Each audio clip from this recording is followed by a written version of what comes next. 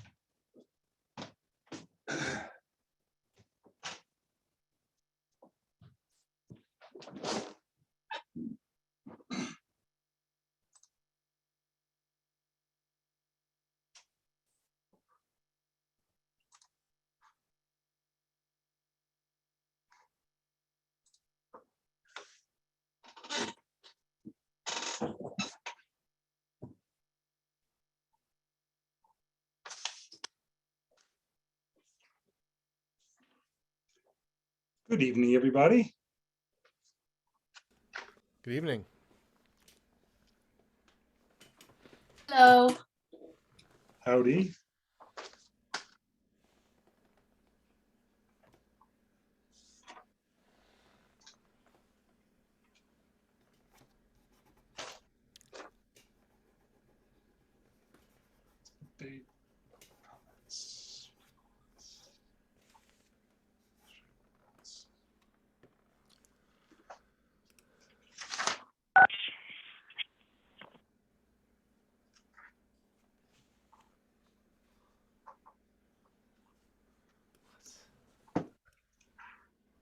Hi, everyone. I guess we have 5 more minutes to wait.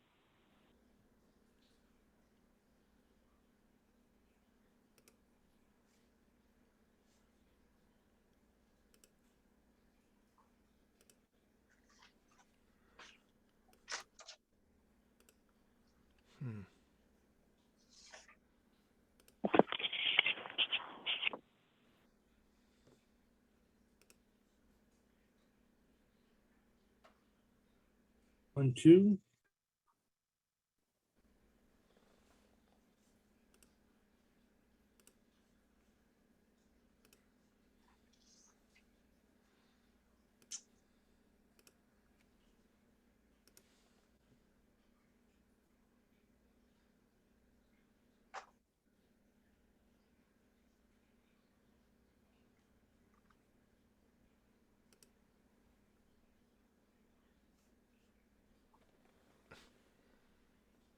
we'd probably be more talkative if the recording starts when the meeting is called to order.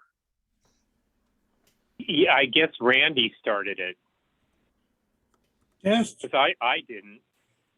So, I mean, you, on your controls, you could probably hit stop recording and then start recording when you're ready to call to order. So there isn't all this silence once it gets posted. That's up to you, of course. Yeah, I hate to stop and start it though. That doesn't look good.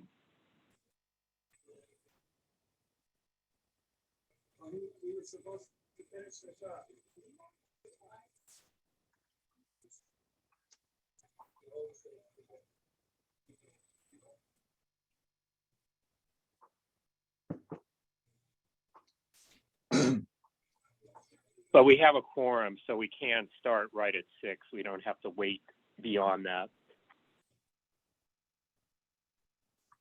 Is Jeff still on the committee? Yeah, Okay, good. and I didn't hear from him that he wouldn't be here, so All right. Susan. Yeah, we're not used to starting ahead of 6 o'clock. So, I mean, having even the Zoom running.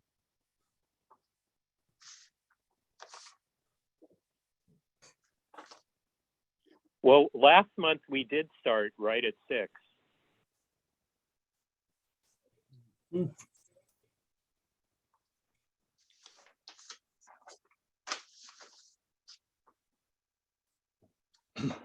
Does anybody hear me? Hear you. Yes, Richard. Good enough. That's right. Today is 2222. I completely forgot about that. Thank you for reminding me.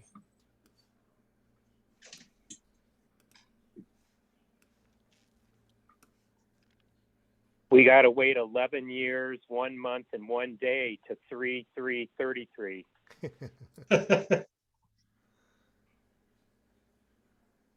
God willing, we're all still here to enjoy that day. But Yeah. not on the SEMC though. Yeah, I guess we'll still have 2/22/22 to look forward to. I remember 11 years ago, 1/1/11. Yes.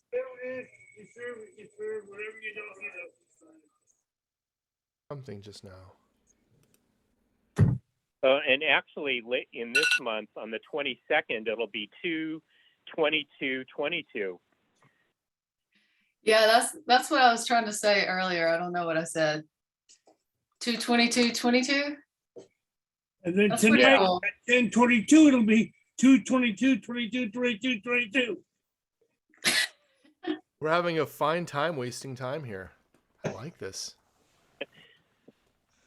1 minute. 1 minute. The longest 1 minute of your life.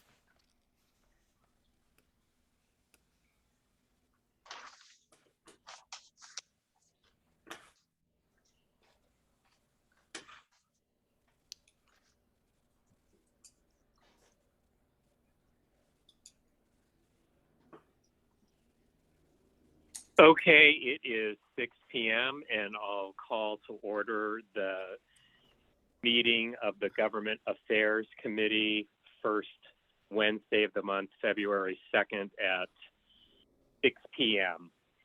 And I'll do roll call. Barry Johnson, I'm here. Jeff Carter. I think you're muted, Jeff, but I could read your lips. Rick Rosner, not here yet. Susan Hammer is not here yet. Richard Niederberg. Here. Brandon Marino. Here. Scott Mandel.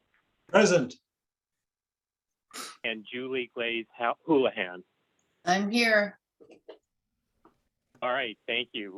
We have a quorum, and we'll see if we have a couple others arriving soon. I sent out the minutes for our meeting of January 5th, 2022. If there's no objection, I'll consider them approved. Do I hear any objections? None. Okay, hearing none, they are approved. Update by the committee chair. I'm pleased to say that our 3 motions at the last board meeting passed. Our first one was the one on how the city will implement Senate Bill 9. And we supported it if amended to include a lot of different things, as you may recall. Our second motion had to do with a ballot measure to create an independent redistricting commission in 2030.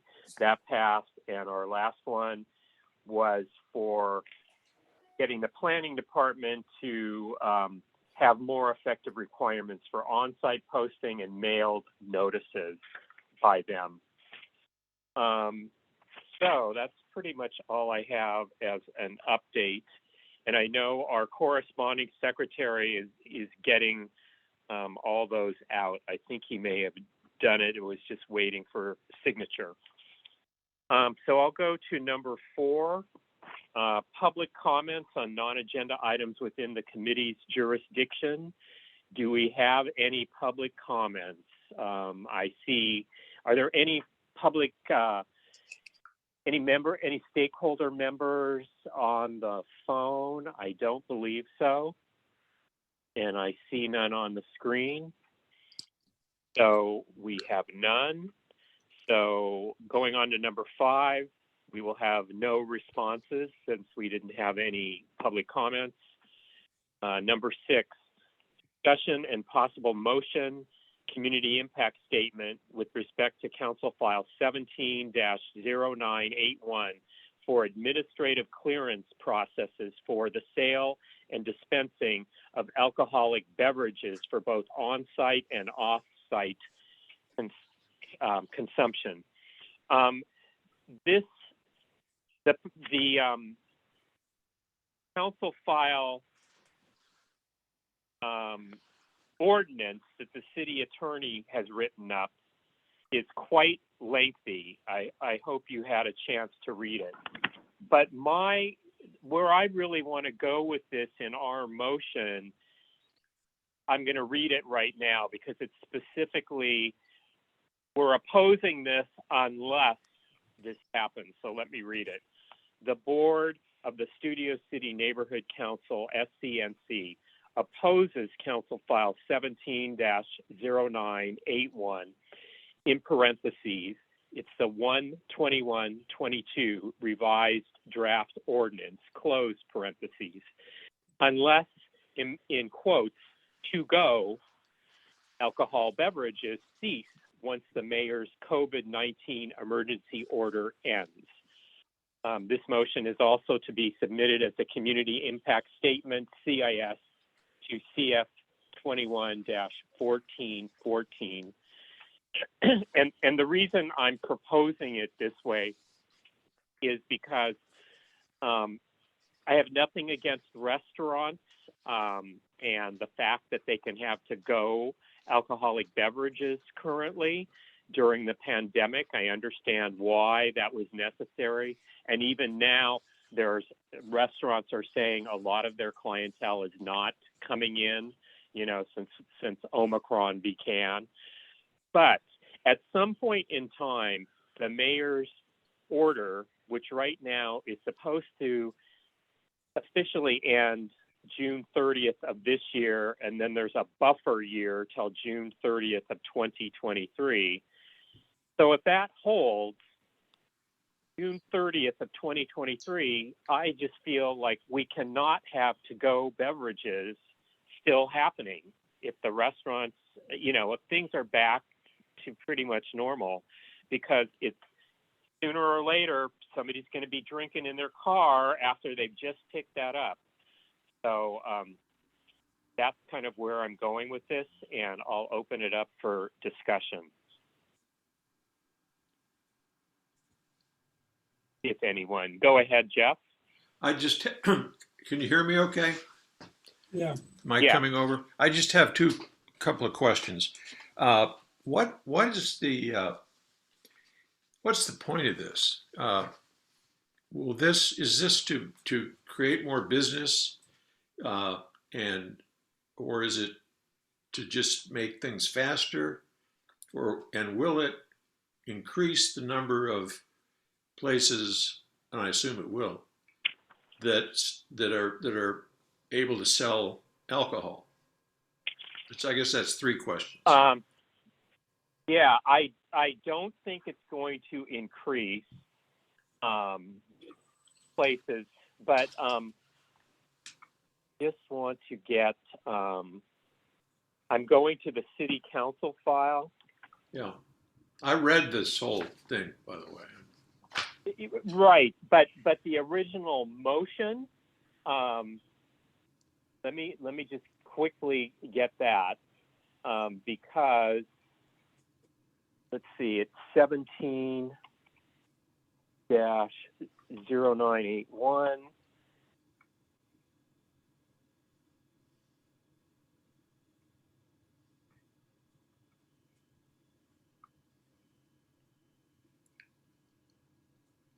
Okay, here's the motion.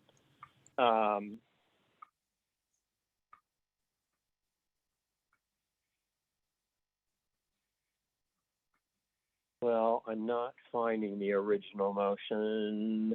Let's see, it might be.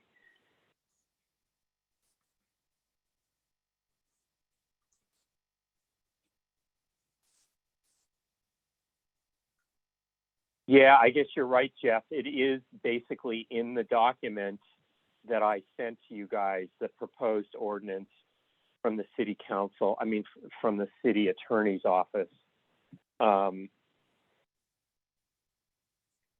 So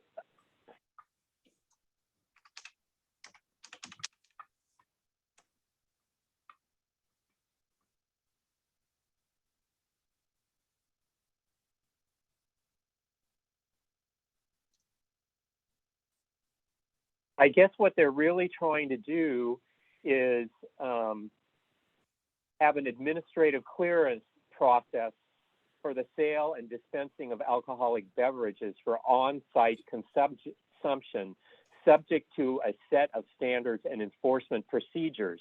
But then later on, if you see on the first page of the ordinance, they have 14 alcoholic beverages in parentheses off-site. And Yeah. then they say a new subdivision is added. Well, I have a question I about don't- that, Barry. yeah. Oh, Yeah. I'm reading it right now. Okay. Administratively, without obtaining a conditional use approval as otherwise required by section 1221A10. Conditional use approval, I would assume, would be if, like it says something about pool tables, being in a multi-tenant facility, maybe like a small mini mall or something like that. I guess those would be conditional use permits, correct? Yeah. There is a list of things that you can't do, and then you would have to. That wouldn't be administratively. That would be specialized permits you would have to obtain to sell alcohol on premises if you have pool tables or like in a mini mall or something like that, or if it's a pop-up restaurant, because it does say something like that. I got the impression like there's a lot of pop-up restaurants right now where you'll have a facility that's a restaurant, but other people will come in over the course of the week and have pop-up restaurants. This looks like you wouldn't be able to sell alcoholic beverages administratively. You would have to have a special permit for that. And that's how it is now, I believe. You have to get like a temporary ABC permit. It's like you're taking your alcohol license sort of off-site, even if it's just out into a patio area of a common area mall. So I guess my other question is who's promoting this? it appears to be Procorian and one other. So again, in reading it, I wasn't that concerned with what it said, except for the fact that I don't later want them to say oh, well, this passed and it allows off-site, and we're doing off-site in another way right now, you know?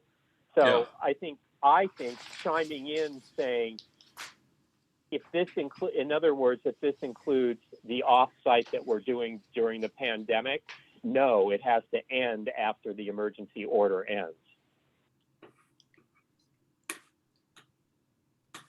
Go ahead, Julie.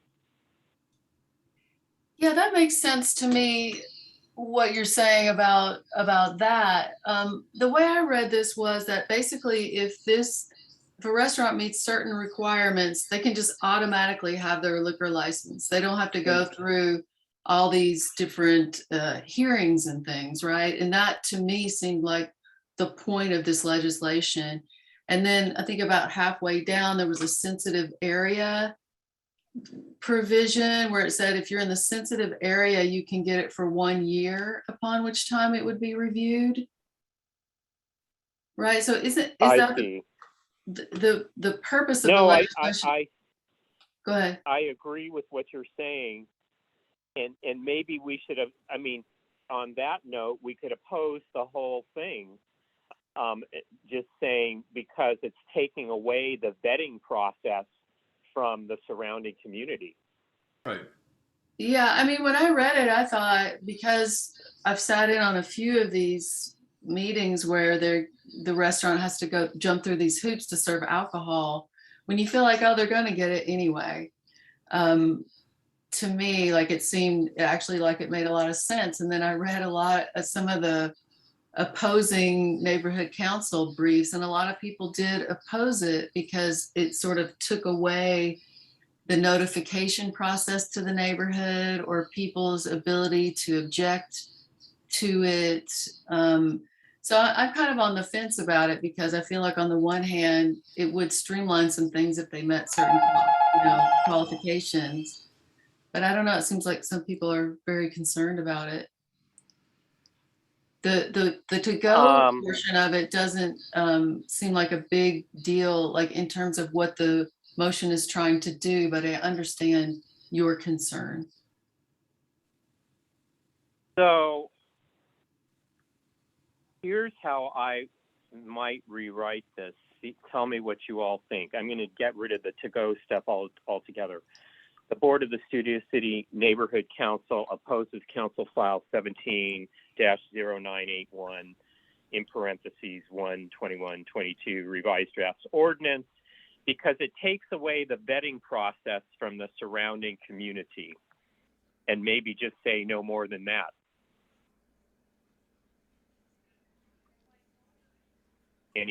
Go ahead, Scott. Oh, I just wanted to Then say, Richard. yeah, I too, I read all the 20-something pages and I looked at some of the statements from the other neighborhood councils, and I agree with what Julie said and with what you just repurposed the motion, because it read to me like it's a complete redo of the approval process where it's now administrative. You're approved if you meet the 23 pages worth of new guidelines. And the other neighborhood councils seemed very upset about notice and being able to do what the land use does when people come to land use asking for their conditional use permit and the ability to sell alcohol, and we try to get them to limit their hours. This is all like already baked into the cake. It almost sounded like a complete streamline of the process. So I kind of agree with what you just said and what Julie said and what Jeff is nodding his head for, and I think Brandon as well. I can't read Richard's opinion yet. He's got a good poker face. Okay, Richard, go ahead. Yeah, I also oppose this, even though the ABC is really the final arbiter. No matter what city council says is okay, if the ABC doesn't say it's okay, it's not okay. All right, thanks. Brandon? Yeah, I'm And then kind Jeff? of a noob on this. So anybody who knows the answer to this will have to educate me. If they streamline the process, how much money is the city going to be making in taxes? Is this going to increase revenue of alcoholic taxes, of selling it, whatever? Is this a money grab by the city? Because they'd be getting the taxes faster, theoretically, because the business would open, the bar Well, would there open would be more sooner. businesses selling alcohol. There'd be If more it- business, if there'd be more bars. Yeah, yeah. I'm Yeah. sure there's a motive. It's And- not a bar. Whenever a restaurant, yeah, Well, they have to serve but I'm food. sure, Right. right. The planning department does many things that they have motives behind.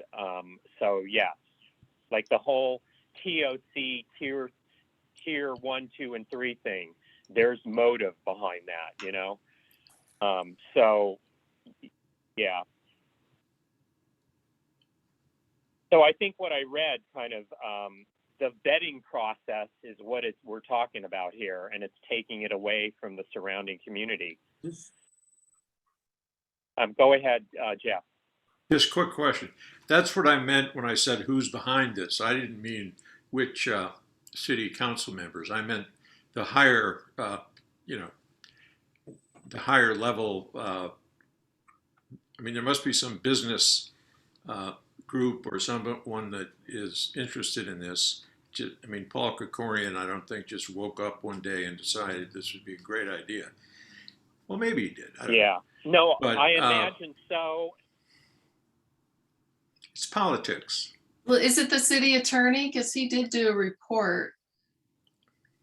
Mike Yeah, but he Fuhrer? wrote it based on what the council was telling they wanted. Okay. Right. But I think the planning department gave the council sort of what they wanted, and then the city attorney wrote it up. And anytime the city planning department is always for quote unquote streamlining anything because it makes less work for them. And in the case of housing, it gets more housing built, which they are, that's their mission in life. So, yes, Julie. Well, I do wish we could ask them some questions in terms of in the restaurant situation or the situations they've outlined, what percentage of permits get granted? Because I would say that's a really high percentage. And I remember that Sportsman's Lodge, they did something like this, didn't they? Where Lisa was Karajian was trying to say, well, they've already they made a conditional use permit for Sportsman's Lodge, and this restaurant already meets that. So they want to apply to avoid that next hearing. That was the master permit. Right. That was a what permit? Yeah. A The master permit for the whole property. Yeah. So, I mean, I like, this doesn't surprise me in a way because it seems like they're already, yes, trying to do some of this, and they probably, if they meet certain criteria, they probably do approve a lot of these. And in a way it would, I'm not saying that they won't make money and it's not corrupt, but I could see that on the flip side, which is there'd be fewer permits and fees paid to file these papers, and there'd be fewer uses of the courtroom and the city's time to do these things if they were streamlined. I think those would be the positive ways to look at it.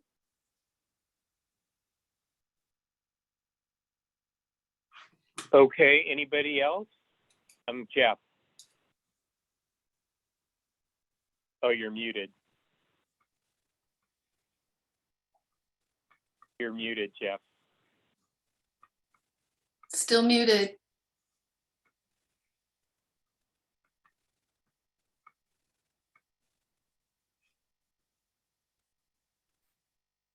Yeah, still muted, Jeff. Okay. There I'm you sorry. go. I'm sorry.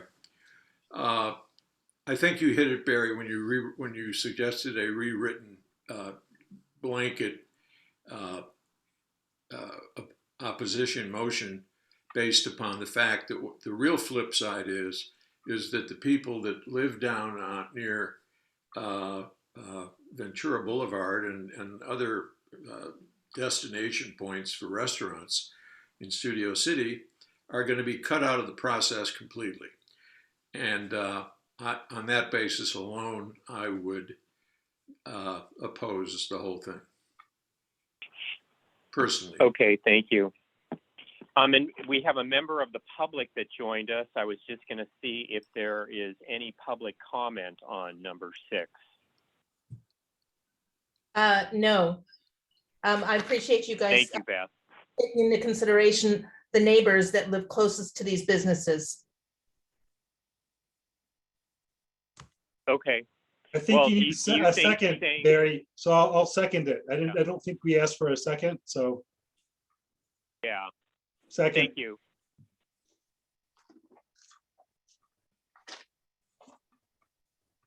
So Betsy, yeah, by saying they're taking away the vetting process from the surrounding community, I wanted to use the word community and not just neighborhood, because I think community is a little bigger than neighborhood, but yet it still encompasses it.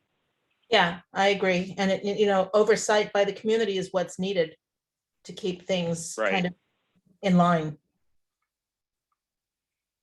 Okay, if there are no further comments, we can, and it's been seconded, we can take a vote. All in favor, say yes, please, or raise your hand. Yes, Scott I'm Mandel, a yes.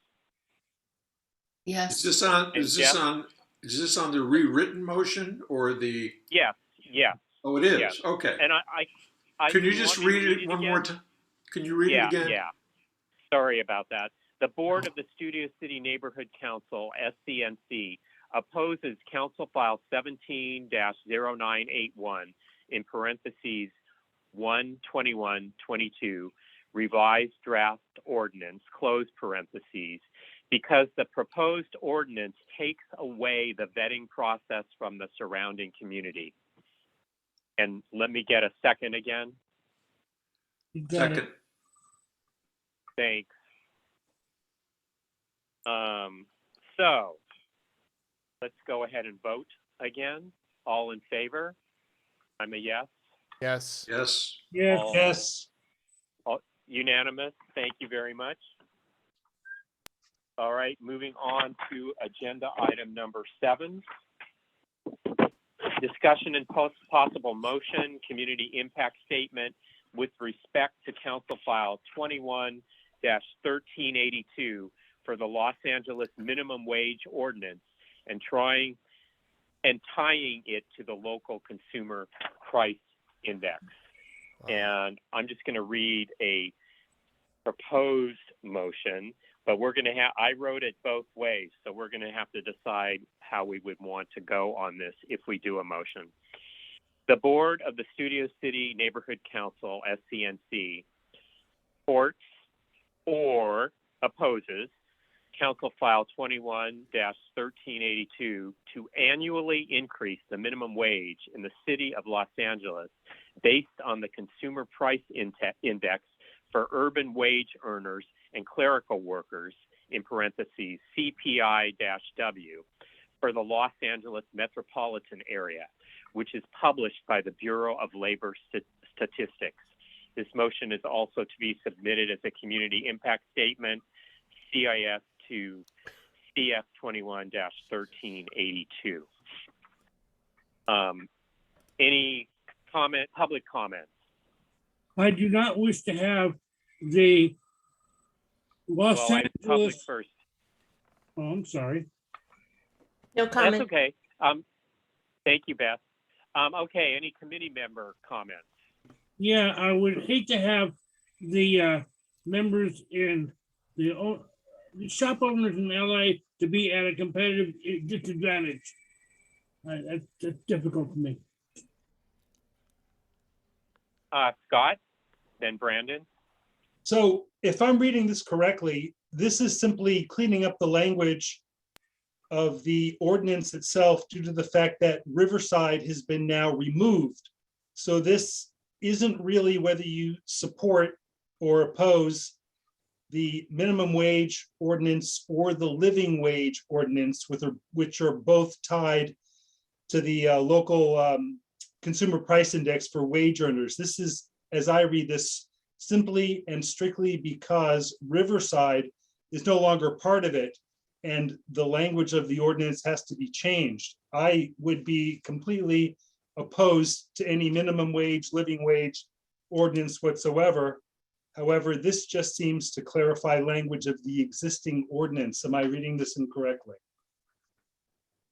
No, you're correct. And then so we would just be opposing the minimum wage in the city of Los Angeles being tied to the consumer price index. Oh, I read it saying? because Riverside is no longer part of it. They have to rewrite it to include, to say Los Angeles, Long Beach, Anaheim instead of Los Angeles, Long Beach, Anaheim, Riverside.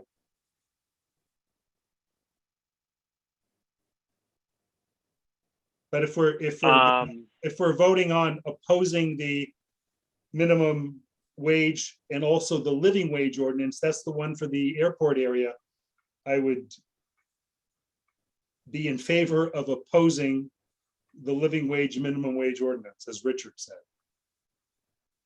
I'm getting out the original motion that was made by Curran Price and seconded by Mitchell Farrell. Right.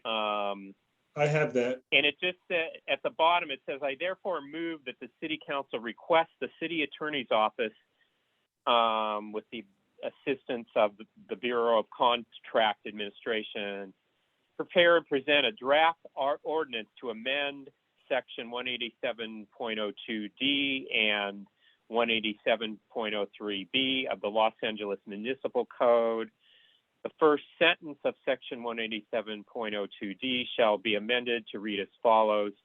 On July 1st, 2022, and annually thereafter, the minimum wage will increase based on the consumer price index for urban wage earners and clerical workers for the Los Angeles metropolitan area, which is published by the Bureau of Labor Statistics. The remaining portion of section shall remain the same.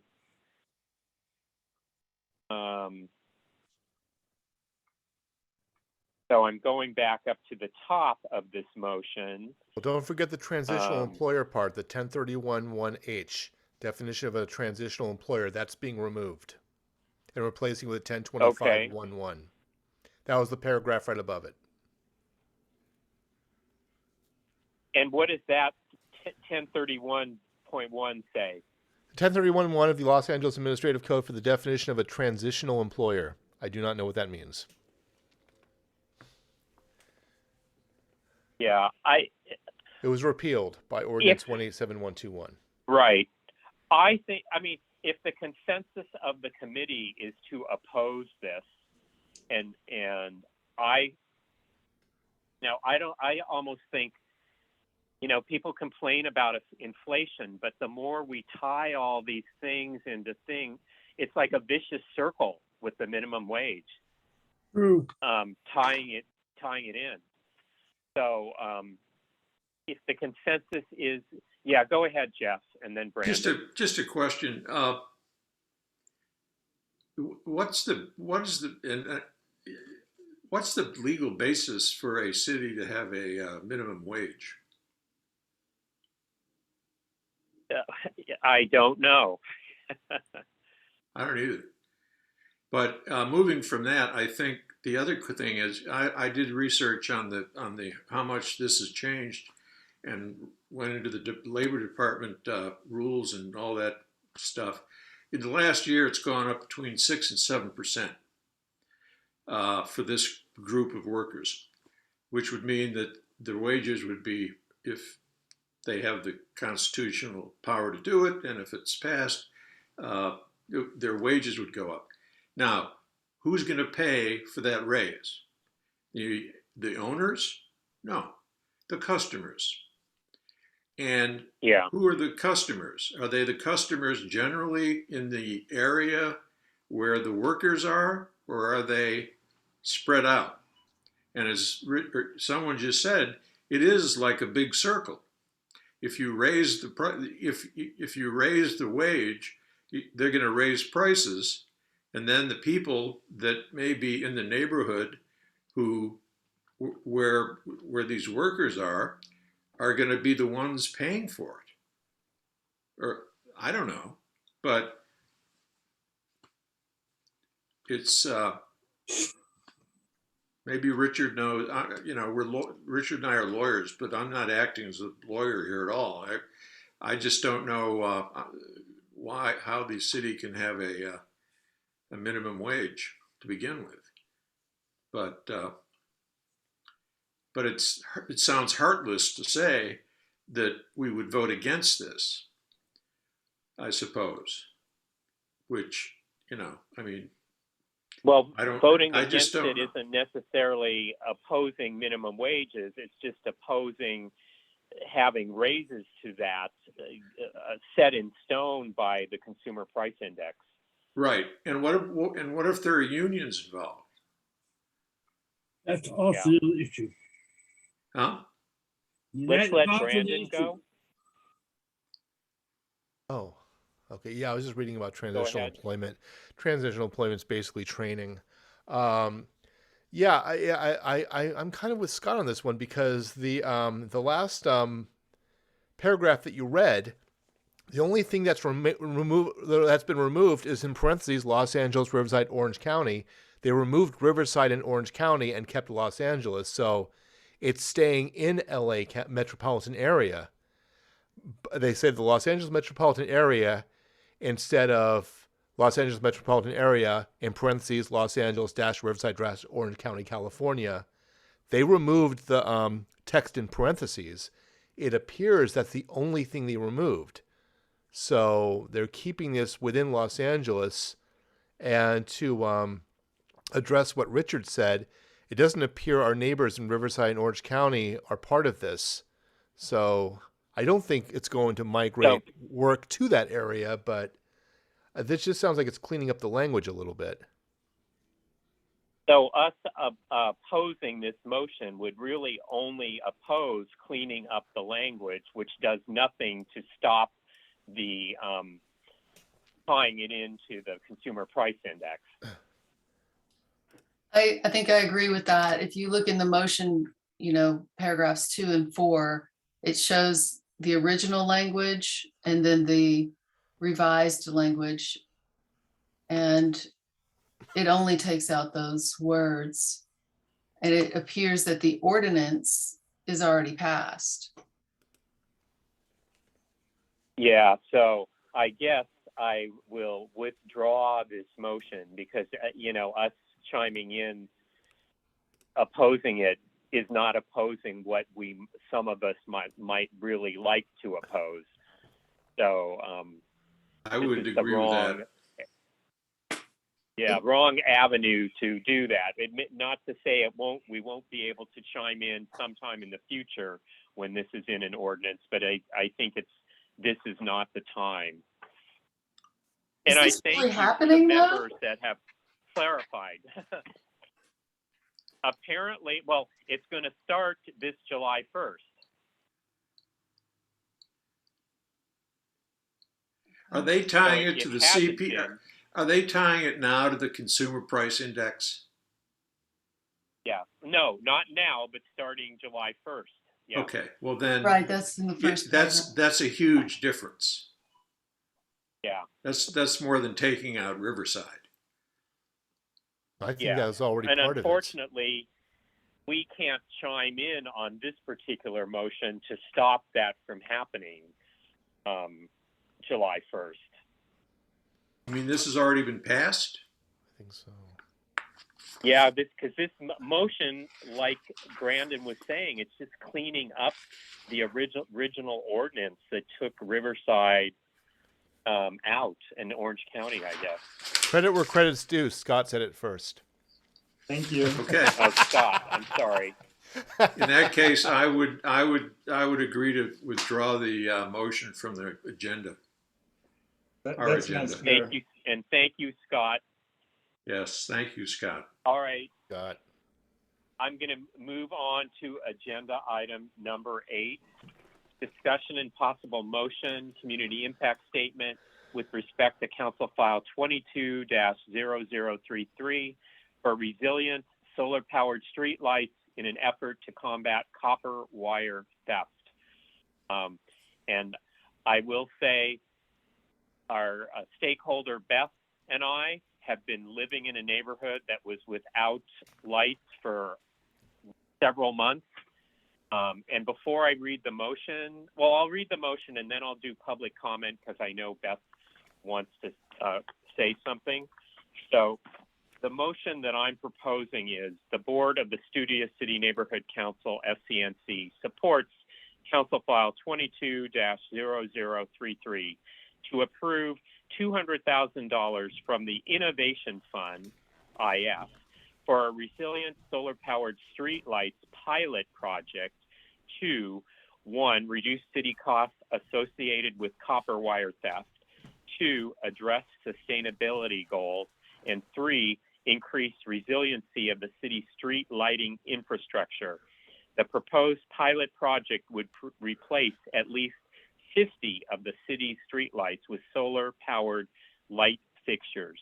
This motion is also to be submitted as a community impact statement, CIS to CF 22-0033. And I'll go to public comment and Beth Schiffman.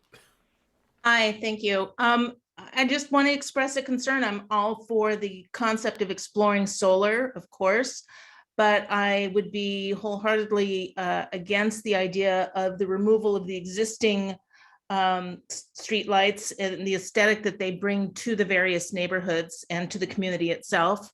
I would love to see if that money could be used to see if there's a way to convert the existing streetlights with some sort of solar panel at the top or attachment or what have you.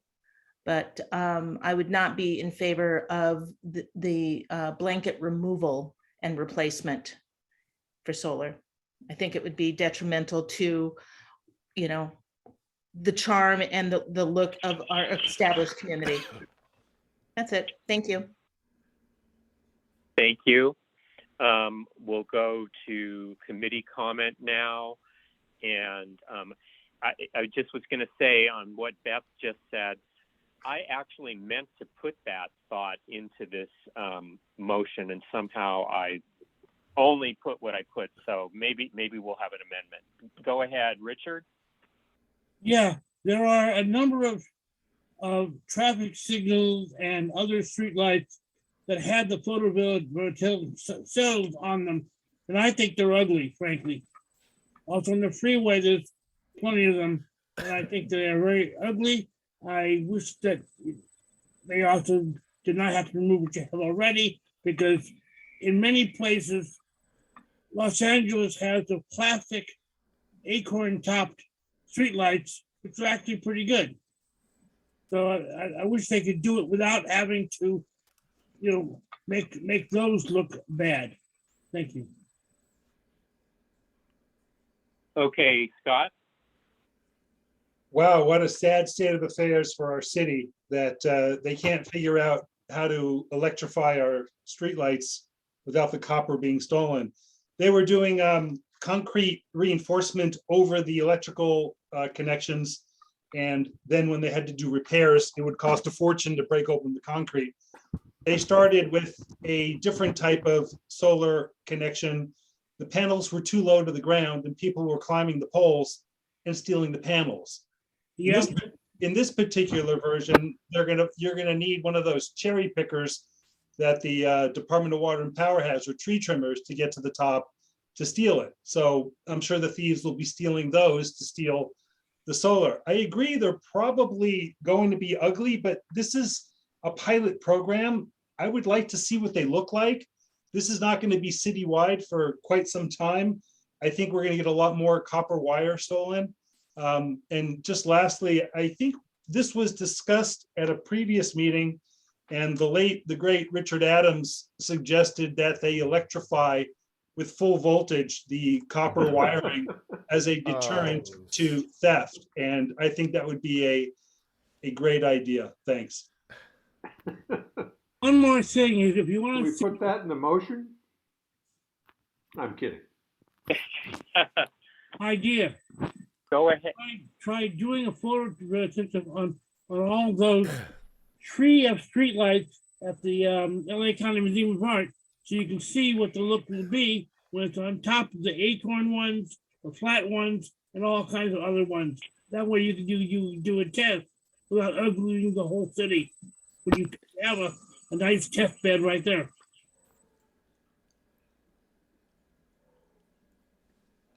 All right, go ahead, Brandon.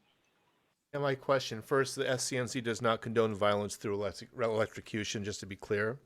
Right. But also, in terms of what Beth was saying regarding the older streetlights that add charm to the neighborhood, has the city looked at ways to theft-proof? I would assume that most of the streetlights, the opening is down at the bottom. You open that up and you pull the wires out. I'm assuming that's the case. Have they looked at ways to theft-proof that? New types of locks, new types of ways to get in there, new types of covers. Have they looked at that yet before deciding? I would assume that these the pilot program for these solar power lights will be main boulevards like Ventura, like say Manchester, or places like that. That wouldn't be for smaller residential areas, smaller streets or drives. I'm assuming that. But that being said, are they even looking into solutions to theft-proof the smaller lights that add charm to neighborhoods such as yours and Beth's? They actually are, according to John Walker, who lives across the street from me, who's been on our particular problem. He told me this week that they're looking at the little plates that are at the bottom of our neighborhood street lights. That's what they're getting into, and they can pry them off. And they are right now looking at developing a better, more secure plate. So yeah, that is in the works. And doing this $200,000 amount would only do 50 street lights. So I guess, like somebody was saying, it's worth doing that just to see what it's like, what we get for solar, how they would design it and whatnot. Go ahead, Jeff, and then Julie. I think Julie had her hand up before I did. Okay. Julie? Thanks, Jeff. I would support it because, as you just said, there's only 50 of them. And in the summary that I was reading, they're going to try some different styles. It's not just for one thing. They're looking for, different qualities that would meet our needs. And with regard to theft and things, there's some design things that they talked about. Instead of opening the door at the bottom, that control panel would be inside the pole itself. And then some of the older solar panels that were kind of ugly and out there would be like on top of the bulb. Like there's some innovations that they're looking into. So I think if we wanted to qualify it, I would say support it, but maybe encourage them to find a style that is pleasing as well as functional. All right, Jeff. I agree with what Julie said. I mean, $200,000 is a lot of money, but considering what they spend on other things here, it's I was surprised it was so low. Of course, the other joke, the movie La La Land. I talked to somebody that had to do with it. They said, "Well, we filmed it at night because LA looks the best at night." So I think it is important to think of the aesthetic that this is going to create for different neighborhoods. And I would, but pilot programs have a way of turning into, the U.S. Air Force instead of just one pilot. So I would agree to some amendment like Julie suggested that takes all of that into consideration. I don't know if we have time to write it now, but I do Like it. have an additional sentence that I'll read to you and see what you all think. So after my initial motion, the second sentence would be, however, the SCNC wants to preserve all historic streetlights throughout the city under a permanent solar replacement program. What does that mean? They would Yeah. be exempt from solar? No, Or you want them to be replaced in a similar style? I would say under a permanent solar adaptation replacement program. Because we're not, in other words, we don't want to remove the historic ones, but we'd accept adaptation, Conversion. if it doesn't take away from their In a appearance. similar style. I think that's worth saying, and I think, that aesthetic is a good thing to mention and to fight for. I didn't say earlier that I want to support solar, because I do, but I definitely understand the aesthetic concerns. That's what scares me also. Solar is. Go ahead, Jeff. Your mic's Yeah, I kind think of you're covered up or muted. something. If it's a good idea, but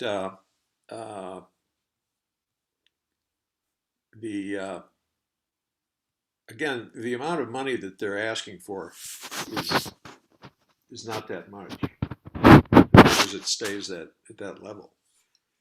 It would be very nice if the Cultural Heritage Board could chime in on this one to see if it meets the aesthetic. They're terribly inefficient, but they actually do pass on and look at streetlights, among other things. Can we put that in? So let me read that sentence again. However, the SCNC wants to preserve the aesthetics of all historic streetlights throughout the city under a permanent solar adaptation replacement program. Go ahead, Brandon. I think one thing we can say is that you were talking about what John T. Walker was mentioning regarding finding theft-proof solutions for the base of these historic or charming streetlights. I would say that maybe in terms of those streetlights, a solar power might be a final option if theft-proofing does not work. So in terms of those the lights on streets and drives, smaller streets, the lights that have been there for a while, that add charm, that add character to a street, I would maybe want to put something in this motion. And again, this is the pilot program right here. They haven't made a decision yet. They want to see how this works. But eventually, for certain historic streetlights, find theft-proofing solutions first, and if those don't work, have solar as a final resort. Because I think more importantly, if they can't theft-proof it, the last option would be they would have to. It wouldn't be the same streetlight. I think they'd have to replace the entire streetlight with a new streetlight if everything's integrated within the pole itself. They're not going to do that with a streetlight that's 70 years old. So finding theft-proof solutions to old existing streetlights that add charm to a community before resorting to solar power. That's the only thing I would mention on that. Okay, I could say this sentence then. However, the SCNC wants to preserve the aesthetics of all historic streetlights throughout the city under a permanent solar adaptation replacement program if theft proofing does not work. It sounds like you're limiting it to the historic ones, and you have a lot of ones that are LED or LCD or other ones up in the air that are all aesthetic. Do you want to just have our language just for the old ones, or do you want to do all of them? Because I think all, because even in my neighborhood, they've been changed to LED. But we have the old posts. okay, I'm just asking. Yeah. I'm I not don't sure think we about have that to be sentence that though, Barry. specific with this. I think that Yeah. sentence might have just had an unintended consequence in that you're saying you have to keep the aesthetic of the, can you read it again? I felt like it might have should have been an additional sentence as opposed to that add-on. Okay. However, the FCNC wants to preserve the aesthetic of all historic streetlights throughout the city under a permanent solar adaptation replacement program if theft proofing does not work.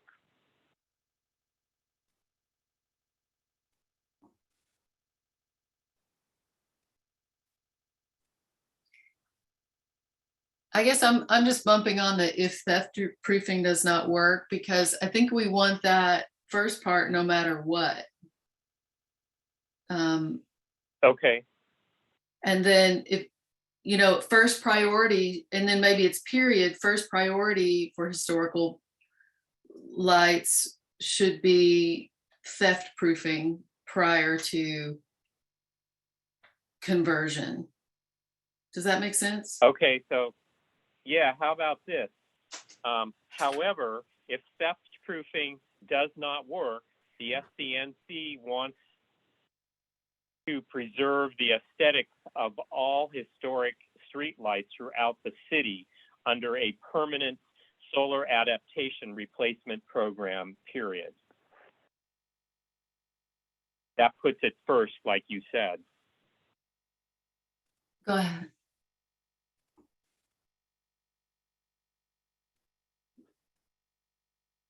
Jeff, you're muted. What's that?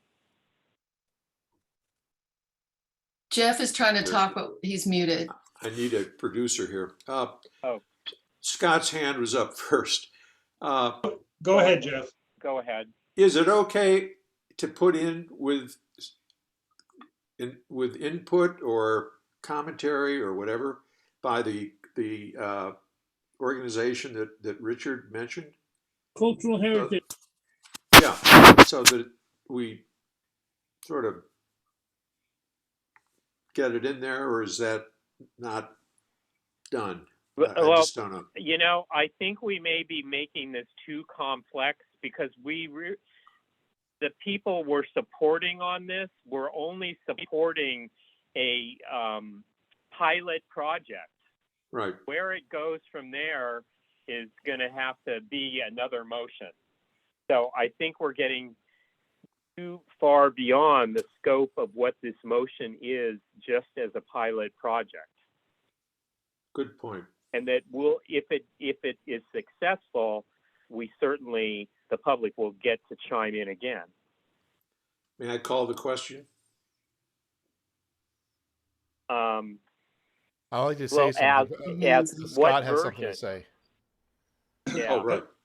So the city's spending $4 million a year for copper theft and $2,000 each time to do the repair.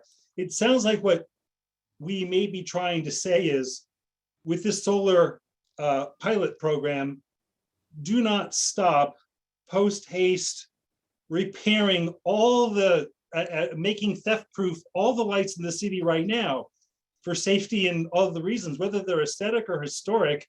We still want all the current electrified streetlights to be vandalism and theft proof regardless. And I kind of think that this pilot program really doesn't have much to do with that, because the city already knows that their electrification process with those panels that are easy to pry off is simply not going to work. And by the way, the ultimate goal here is there will be no electric streetlights in the city. They'll all be solar, and that is what they're marching to.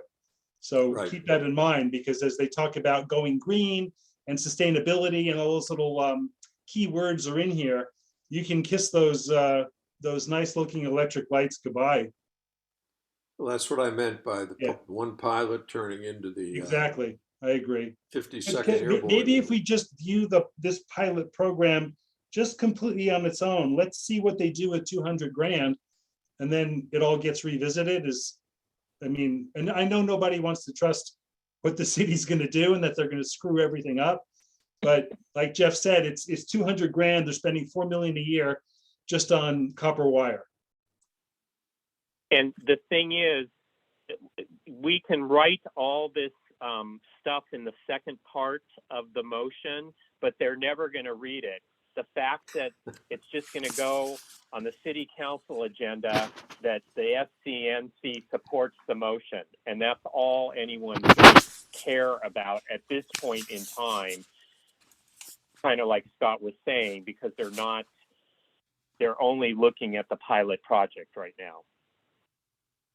Yeah. So I'm really tempted. I'm tempted to say just we should go back to my original proposed motion without the going on with my however and Can beyond. I say something? Go ahead, Brandon. Yeah. Well, right now the problem is they have a pilot program, but you don't exactly know which streetlights they're going to work on and what streetlights they're going to choose in what areas. So we really don't know, according to the text, exactly what they're going to choose. They may choose a few different types of streetlights. But again, this is a pilot program, but you know the city. You know, you get it in writing as quickly as possible, and even if they ignore it, it's on the record and it's on the city council file. I wrote down something in regards to historical streetlight fixtures. The city must extinguish all options, including theft proofing, before resulting to solar replacement of the entire fixture. So something like that, where they have to extinguish all options before removing a historic light fixture and replacing it with a brand new one. You know the city; they'll take the shortest route and the easiest route, and they won't do their Yeah, but Again, I'm just thinking about putting it on the record early on, and we can always double back to it, but getting it on the record is important in my eyes. so what? Can you read that again? In regards to historical street light fixtures, the city must extinguish all available options, including theft proofing, before resorting to solar replacement of said fixture. And you would put that after my initial motion, where Yeah. we had doing the however we would do this. Yeah, instead. it would be in addition to it. So we could approve. Yeah. I think the pilot program's a good idea. They should see what's going on, because Scott's right. We're going to go to solar power. They want this to be a green city by what, 2030, 2040. So whatever the date is, this is one step towards it.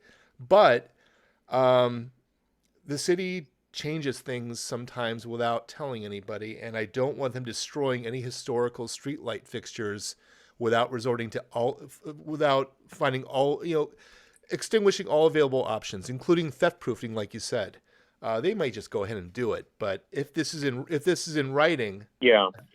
then at least we have it in writing that, hey, we see what you're doing, watch it. Right. Like to add, Go ahead, Richard. yeah, not all the street lamps are historical, okay? You're probably using, as you should be using existing, but that's what you mean. But also, a lot of the street lights get knocked over by cars, and all of a sudden it opens the cage, and people can steal the wire anyway.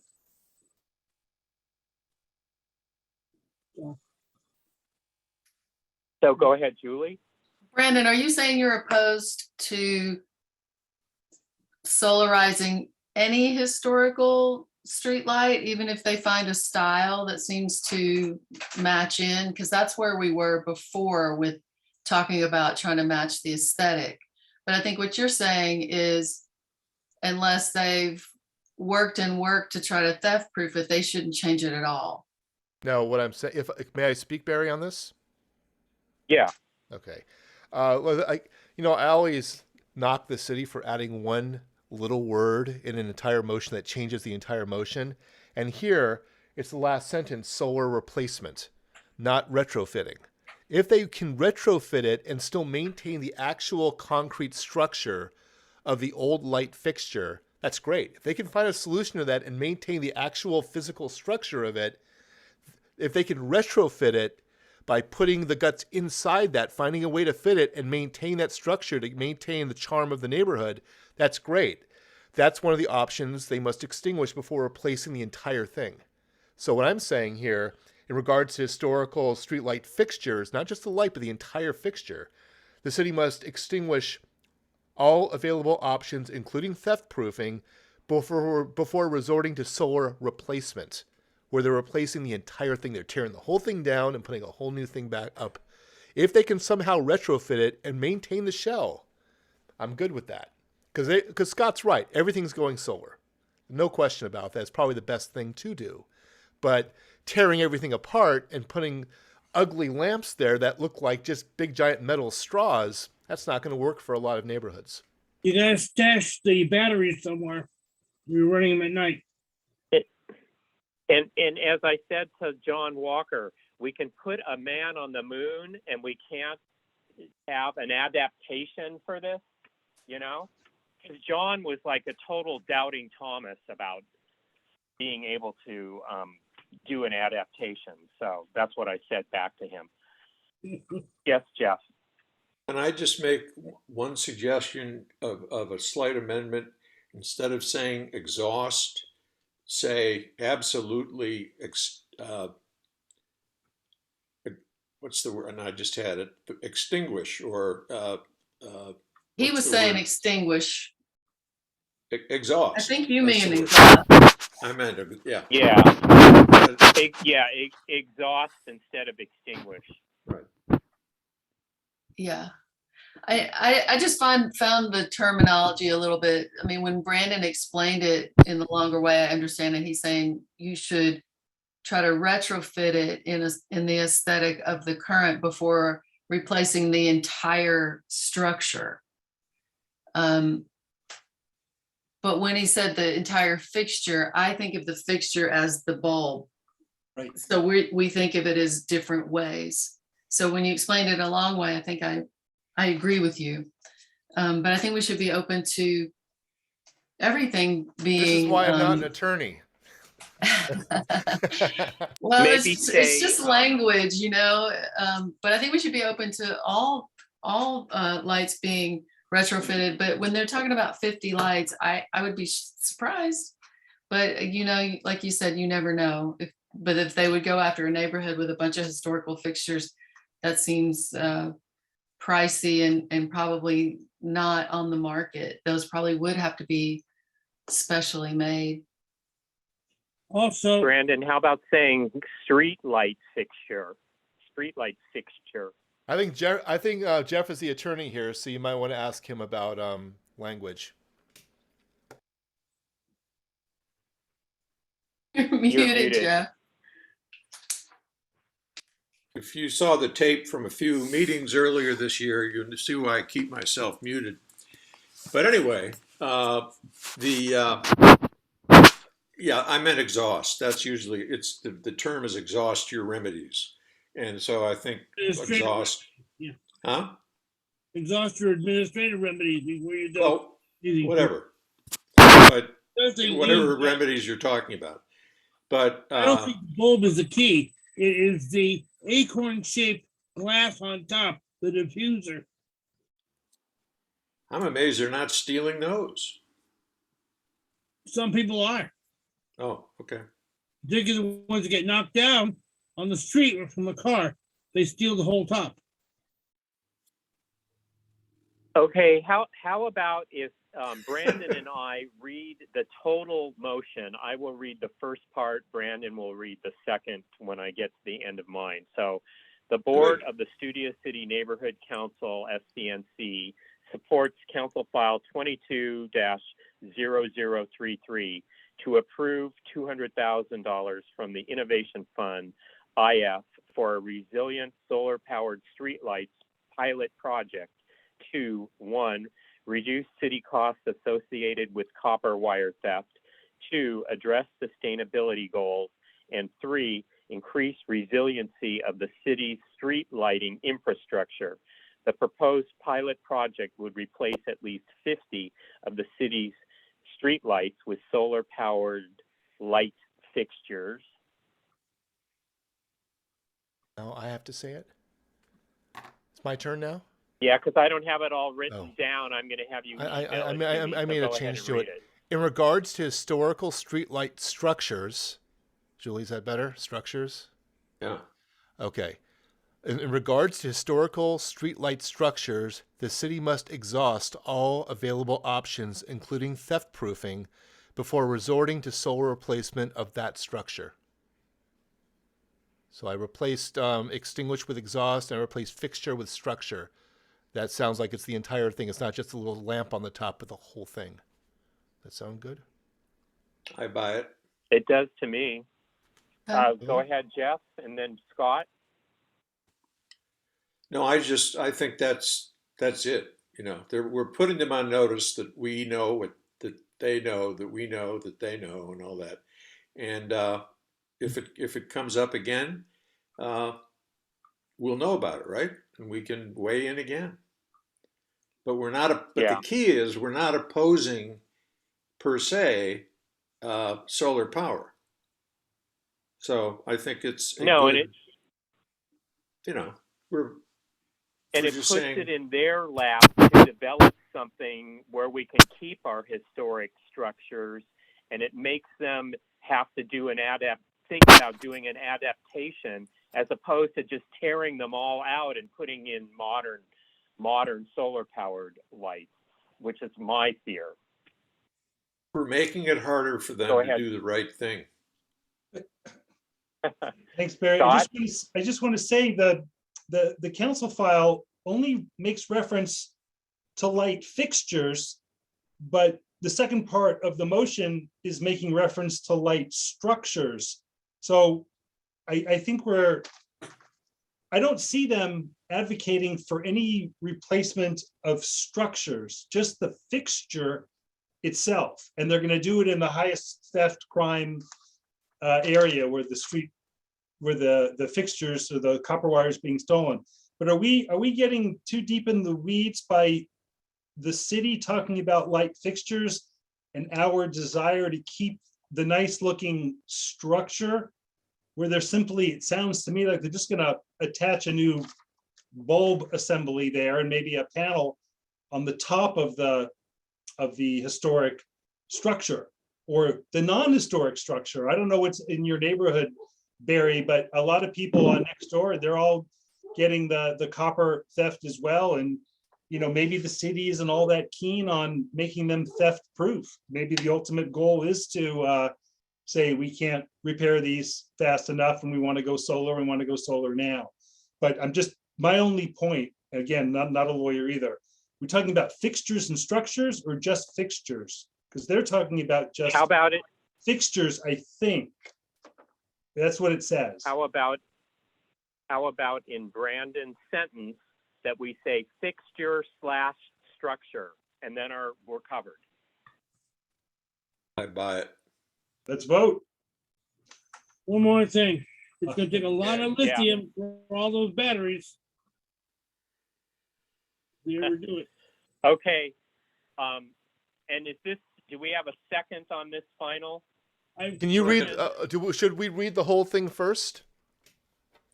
Well, you and I just did, except Okay. for the, I can do it again. How about it? The only thing we changed was your half. So why don't you read that again? Is it fixtures and structures? Well, /structure.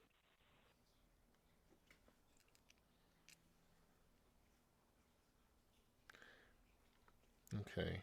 So what my end is, in regards to historical streetlight fixtures / structures, the city must exhaust all available options, including theft proofing, before resorting to solar replacement of the entire fixture / structure.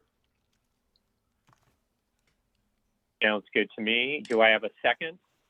Yes. Second? Third, okay. All right. All in favor, raise your hand or say yes.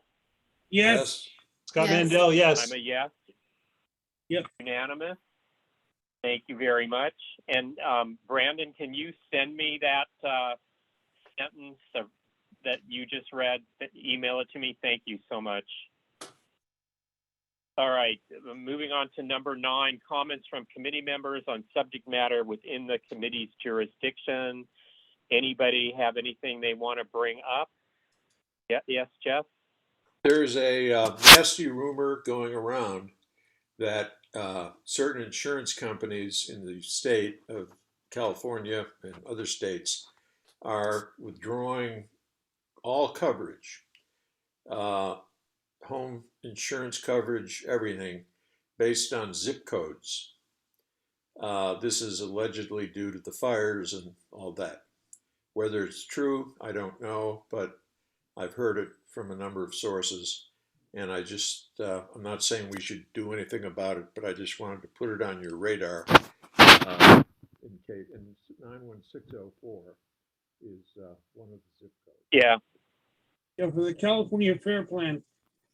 Yeah, yeah, good thing to keep on our radar for our future meetings. Anyone else on number 9? Okay, no, moving on to number 10, closing comments by the committee chair. I was just going to say our next meeting is scheduled 4 weeks from today, and it will also be on the 2nd because February has 28 days, so Wednesday, March 2nd. And moving on to a number 11, adjournment. I'll move to adjourn. Do I have a second? yeah, second. From Richard. All right. Thank you all very much. And see you in Thank 4 you, weeks. Barry. And hopefully, I know our board members will be at the board meeting and some of us will be there too, rooting for these motions to pass. So thank you so much. Yes, Julie. Sorry, quick question. When is the board meeting? It's not on the calendar for some reason. The last I heard, it was going to be on its regularly scheduled day 2 weeks from today, so the 16th. And is that Okay. right, Brandon? Yes, according to As far as Randy, you know. it's a third. It's going to stay on the third Wednesday. There was a question as to whether or not it was sustainability was going to be too close to the regularly scheduled date of the meeting, and there was a question as to whether or not Randy was going to move it forward a week because of the way February is structured. Adele would only have 2 days before the board meeting, but Randy's not going to move the board meeting. It's going to be the third Wednesday of this month, so it would be the 16th. Thank you. And Can I ask And a if he post adjournment? Sorry. yeah, let me just say to Brandon also, if sustainability does do a motion on that Monday night, he could put out a special on Tuesday, and it would qualify. It would be a legitimate special agenda because they had just met. So I don't know if she'll have any or not, but she does have that avenue. Yes, Jeff? This is off the record completely. When somebody said, because he was a active person in all this, when somebody said the late great Richard Adams, that you weren't talking literally about that he passed away, Yeah. right? He did? Yeah, he did. He did. Yeah. Okay, I didn't know that. All right. Yeah, I thought the word had gotten around, but yeah. Was it in November or early December? I think I that- don't know. It was mentioned at our last board Just meeting. That's before how I knew. Thanksgiving, I think, wasn't it? Yeah. I think it was sometime in Yeah, early, it was between our November and January board meetings, and I think it was in like the second week of December, I want to say. Okay, I'll, sorry to hear that. Thank you, though. Yeah. Okay, thank you all for attending, and see you at the board meeting or at our meeting in 4 weeks. Thank you, Barry. Thank Good you, night. Barry. Bye, you guys. Okay. Bye. Bye.